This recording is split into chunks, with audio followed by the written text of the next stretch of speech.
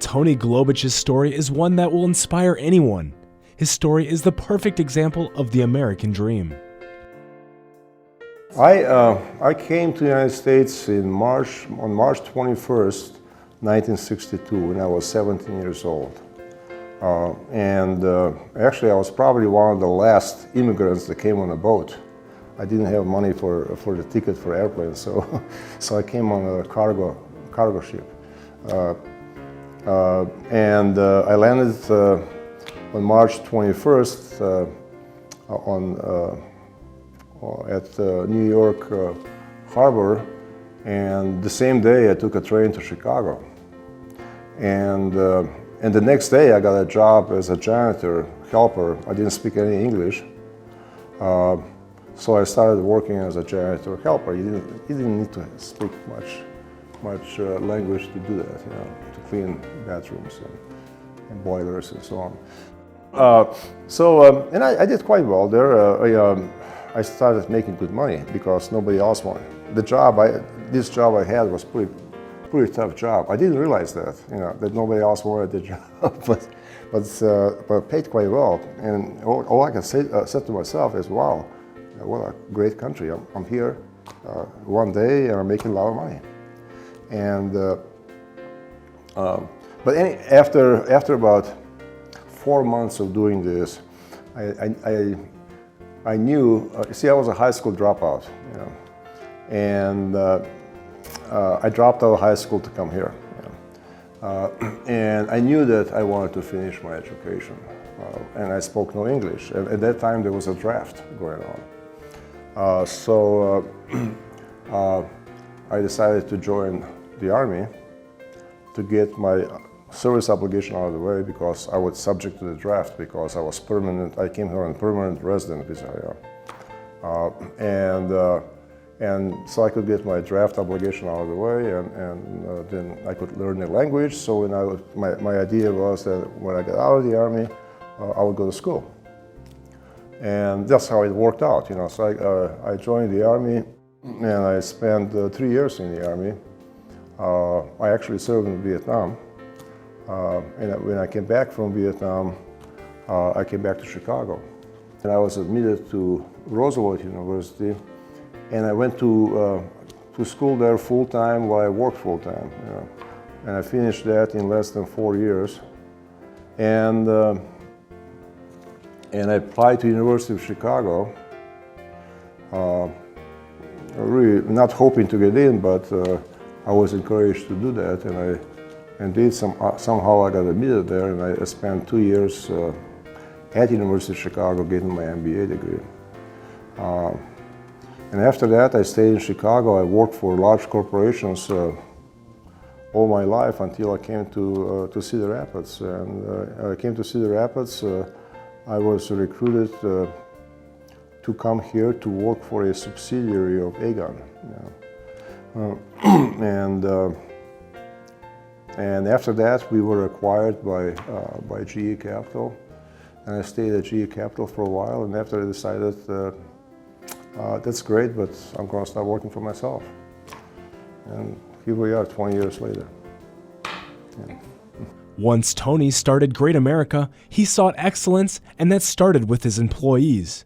We started Great America because we wanted to build an organization that will be based on excellence. We wanted to be in control of building an organization that will be so good in everything it does, that will reach the standards of excellence so high in everything it does, they will have no competition. That was our vision 20 years ago, and that is our vision today. It inspires us, it excites us. The pursuit of excellence is in a way like pursuit of perfection. You never quite get there, but it's worthy of trying to get closer and closer to it. His business model is to be very customer-oriented. As an example, when a call comes in to do a lease, he wants an answer back in X number of hours, no matter how large or how small the lease is. And with many other companies, has to go through a process, goes through some sort of committee, and may have to be signed off by a vice president, and it can take days or weeks. And the idea that Tony has is good customer service, you get back to him immediately. So that takes excellent employees at the ground level, and that's what Tony has done. And he surrounded himself with good people, and that's part of the equation. You can't do it on your own, and I'm sure Tony would be the first one to admit that you have to have a good team. But it's one of the gurus of business said a number of years ago when they talked about having teams in businesses. That's great, but there still has to be a team leader.